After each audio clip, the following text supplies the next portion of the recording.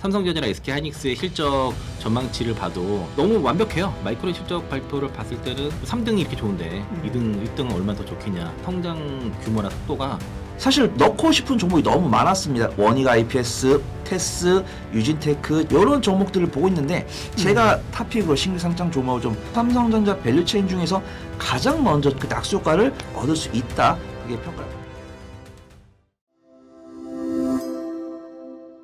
확실하게 대장 소부장들이 먼저 움직이더라고요. 그래서 어떤 종목들이 대장 소부장이 있는지 좀 보시면 좋을 것 같고, 제 신규 상장 종목에 대해서 조금 보수적으로 보고 있는데 이 종목은 좀 괜찮을 것 같다라고 해서 오늘 좀 탑픽으로 신규 상장 종목을 좀 소개를 드리려고 합니다. 오늘도 4종목을 좀 소개를 드릴 거고, 이제 제가 앞에 소개드릴 3종목은 다 아실 거예요. 들어서 다 아실 거고, 마지막 종목 좀 유심히 보면 될 것 같습니다.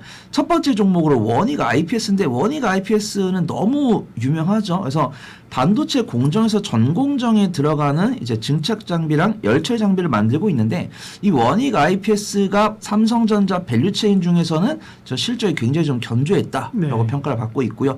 사실 넣고 싶은 종목이 너무 많았습니다. 뭐 원익 IPS, 테스, 유진테크, GST, 유니셈 이런 종목들을 보고 있는데, 제가 그나마 변동성이 큰 종목은 뭐 테스나 GST, 유니셈인데, 이런 종목들은 증착 장비에다가 유리기판, 액친 냉각 이런 수혜까지 얻을 수 있으면서 변동성이 커요. 그래서 변동성이 큰 종목은 제가 종목 언급만 드리고 매매를 잘하신 분들께 권해드리고, 난 단기적인 변동성을 선호하지 않으신 분들께는 그래도 좀 실적을 갖추고 있는 종목들, 차트적으로 위치가 괜찮고 변동성이 좀 덜한 종목들을 소개를 드리고 있습니다. 그래서 원익 IPS 같은 경우는 삼성전자 밸류체인 중에서 가장 먼저 좀 움직였다라고 보고 있고, 삼성전자 지분을 갖고 있기 때문에 삼성전자랑 가장 근접하게 밸류체인이 있다고 판단되고 있고, 원익 IPS가 변동성이 가장 컸던 게 원익홀딩스 덕분이었던 것 같아요. 원익홀딩스가 로봇 관련 종목으로 강세를 보이다 보니까 그와 관련 관계사인 원익 IPS 좀 낙수효가 얻었다라고 평가를 받고 있고, 두 번째로는 유진테크 보려고 합니다. 유진테크 같은 경우도 삼성전자랑 관련성이 굉장히 좀 높은 종목이고, 이 관련 종목들이 만들고 있는 장비 매출 1위가 이제 원익 IPS고, 그 다음에 3등이 유진테크입니다. 2등이 테스이고요. 그래서 유진테크 같은 경우도 원익 IPS랑 테스랑 마찬가지로 반도체 전공정에 필요한 증착 장비를 만들고 있고, 근데 유진테크는 삼성전자에만 이제 집중을 하는 것이 아니고 미국 법인을 통해서 글로벌 기업으로 라인업을 확대하면서 중장기 성장에 대한 시나리오가 기대가 된다. 이런 리포트가 있습니다. 세 번째로는 두산 테스나인데, 저는 뭐 두산 테스나에 대해서 보수적으로 생각을 안 하고 있는데, 요런 우려가 생길까봐 요 부분은 그래서 탑픽으로 못 왔습니다. 두산 테스나 같은 경우도 삼성전자의 후공조 패키징 사업을 굉장히 많이 하고 있고, 하나 마이크론보다도 월등히 많은 비중을 이제 패키징 사업을 하고 있는데, 원래 두산 테스나가 이제 두산그룹이 아니었는데 두산 그룹사로 편입됐고, 그 다음에 SK 실트론 같은 경우도 이제 두산에서 인수를 한다고 했을 때, 저는 항상 이런 인수효가 나왔을 때 많은 투자분들께서는 인수했을 때 시너지에만 집중을 하시는데, 인수한 자금은 어디서 날까? 저는 그런 개인적인 궁금증이 있더라고요. 근데 이런 것들은 개인적인 정보가 나중에 공시가 나오겠죠. 뭐 SK 실트론을 인수하기 위해서 두산에서 자금을 쓸 건데, 예전에 이수페타시스가 이제 유상증자 이제 이야기 나왔던 것처럼 철회했지만, 어떤 자금 조달에 따라서 그럼 두산 관련 종목들 중에서 실적을 잘 내고 있고 현금이 많은 종목이 무엇이 있을까라고 했을 때는 두산 테스나가 있기 때문에, 현재 시세는 좋기 때문에 제가 부정적으로 말씀은 안 드리는데, 혹시라도 이 두산에서 SK 실트론을 매수할 때 총알을 어디서 구하려고 할까 할 때 좀 두산 테스나로 불똥이 튈 수 있으니까 그 부분은 좀 유심히 보시면 좋을 것 같고, 탑픽으로는 CMTX 2024년에 흑자 전환, 그 다음에 2025년 상반기까지 흑자였다가 2025년 3분기에 적자가 나왔는데, 그 시점에 상장을 했거든요. 그래서 CMTX가 이런 상장을 위한 비용 처리를 3분기에 한 다음에 4분기에는 실적 전망치가 흑자로 전환할 것으로 예상이 됩니다. 그래서 CMTX가 그냥 신규 상장 종목이고 어떤 반도체 소재를 전공정에 공정이 필요한 소재를 만드는 기업이구나,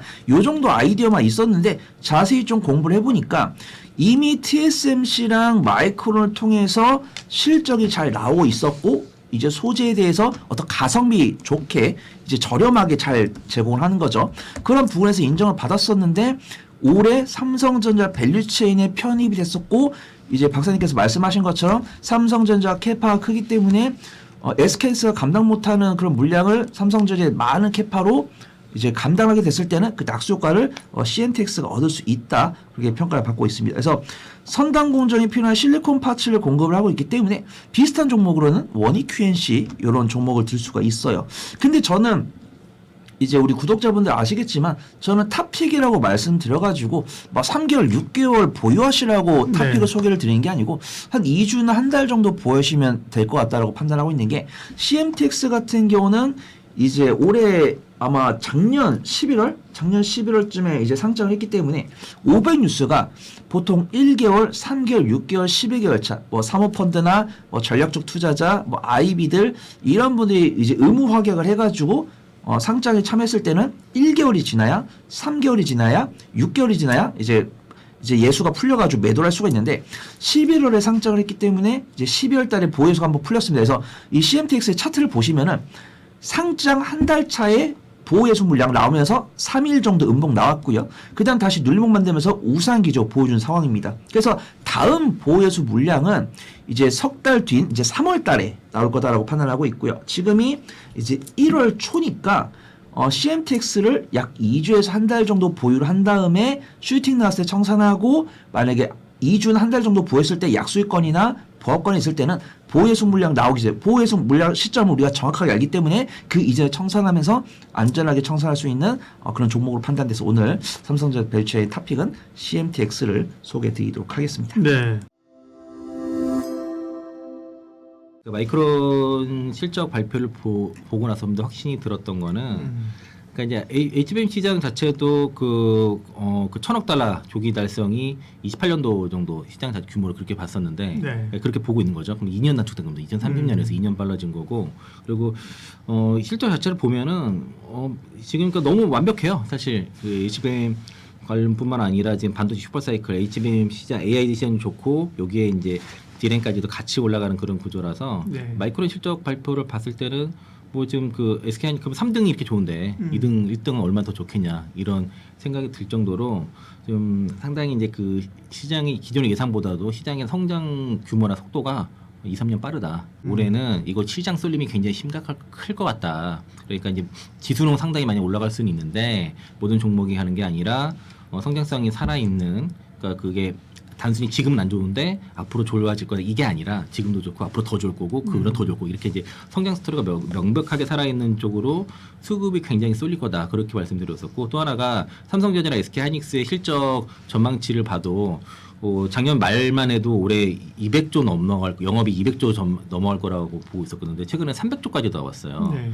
근데 올해 코스피 영업이익 추정치가 435조 정도가 상단으로 나와 있는데 그럼 절반 이상이 SK하이닉스랑 삼성전자는 얘기고 이 증가율의 80% 이상이 삼성전자랑 SK하이닉스란 말이에요. 이렇게 되면은 삼성전자랑 SK하이닉스로 수급이 쏠릴 수밖에 없다고 본 거예요. 그래서 연말까지는 삼성전자, SK하이닉스, 삼성전자 우선 이 세 종목을 최대한 담아라라고 말씀드렸습니다. 그렇죠. 예, 그 전략을 써서 지금 그게 진행되고 있고요. 최근에 그 글로벌 빅테크 업체들이 한국에 지금 엄청나게 들어왔습니다. 항주에 상주해가지고 디램 좀 달라고, HBM 달라고 막 사정 하는데 요즘 MS 마이크로소프트에서 삼성전자랑 딜하다가 니네들 뭐 그 조건에 줄 수 없다고 하니까 문 박차고 나갔다 그러잖아요. 그리고 지금 애플에서도 지금 상주해가지고 지금 디램 확보하려고, 반도체 확보하려고 지금 난리 납니다. 그리고 만약에 이거 확보 못하면 잘린대요. 이거 이제 뭐 60% 인상 조건이라고 해도 그거 가지고 안 된다는 거죠. 네. 그거 가지고는 너는 그게 혜택을 줄 수 없다 이런 식이니까 장기 계약도 없고.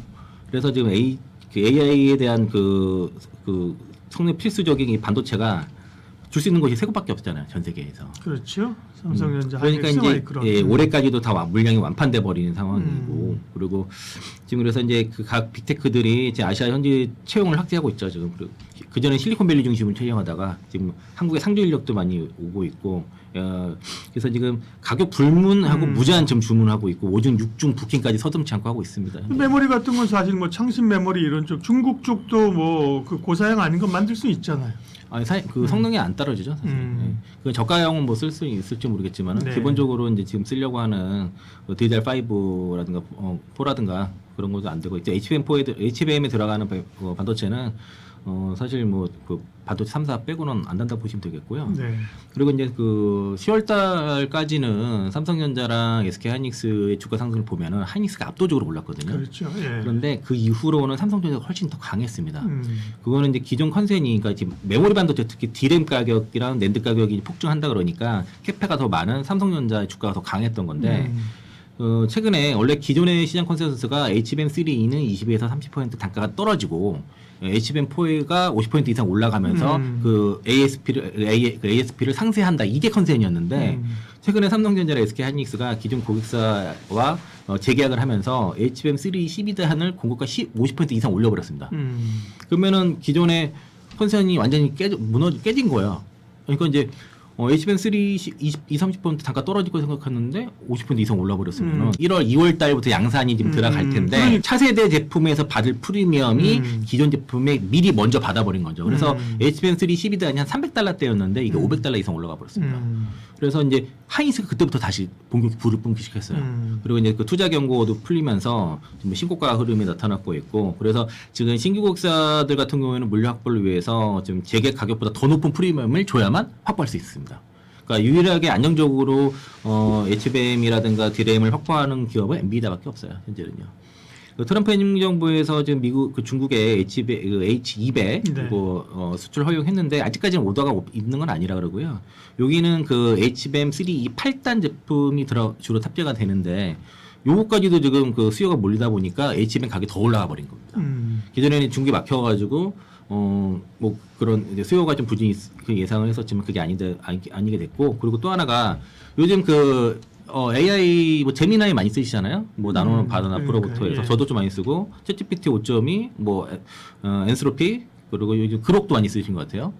그 XAI라고 딥시크는 뭐 별로 쓰시는 분 없는 것 같긴 한데, 그러니까 이제 그 빅테크들의 그 AI 패권 경쟁이 본격적으로 나타나면서 여기에 대한 수요 폭증이 가장 큰 이유가 될 것이고, 공급이 계속 지연되고 있습니다. 늘어난 수요 확대에 비해서 지금 생산 라인 확대 속도가 느리다 보니까 뭐 클린룸 같은 경우도 부족한 상태고요. 따라가지 못해요. 그래서 낸드 라인을 지금 삼성전자는 일부 좀 D램으로 전환하거나 내년 2월 올해 2월달에 HBM4 양사 준비 등을 해서 확실적으로 물량 늘리기 어려운 상태입니다. 그러니까 HBM4가 웨이퍼를 엄청나게 잡아먹어요. 그리고 HBM3E도 마찬가지고요. 그리고 하이닉스도 올해 하반기에 청주 그 M15X가 가동돼야지 신규 공급 물량 가능해질 건데, 지금 삼성전자랑 SK하이닉스 둘 다 증서를 공정 전환에 주로 쓰지 캐파 확장에 별로 쓰지 않고 있어서 캐펙스가 증가하기가 좀 어렵다라고 말씀드리겠고요.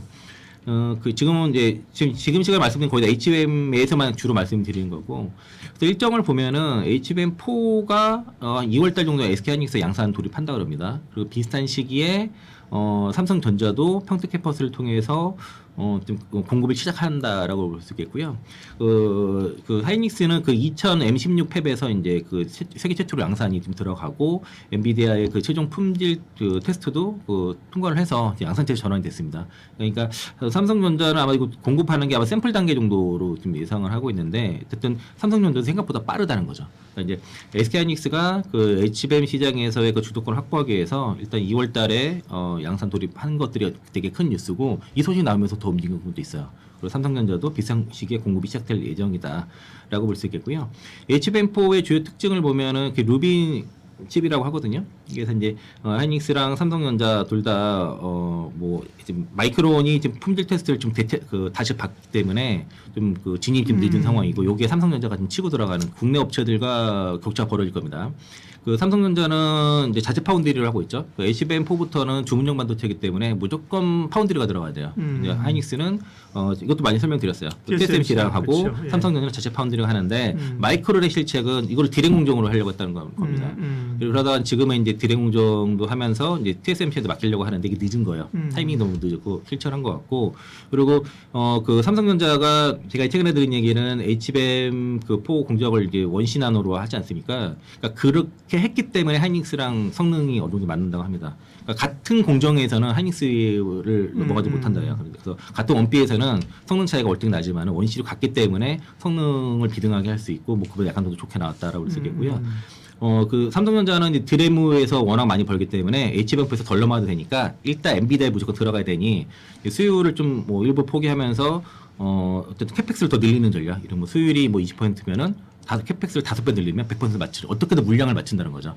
분량이 웨이퍼 분량이 아무리 많이 나와도 어떻게든 물량을 100%다 맞추겠다. 이 전략입니다. 그래서 성능만 잘 나오면 된다. 이렇게 가기 때문에 그래서 소위 말해서 이게 삼성전자가 그렇게 할 수 있는 시장이 열린 거죠. 근데 그래서 삼성전자의 반격이 좀 진행이 됐고 그리고 아까도 말씀드린 것처럼 이제 가격도 그렇고 성능 자체가 이쪽에 뭐 HBM3 대비 뭐 데이터 대역폭 자체도 2배가 넣었고요. 전력 효율도 40% 이상 개선되기 때문에 일로 무조건 가게 돼 있어요.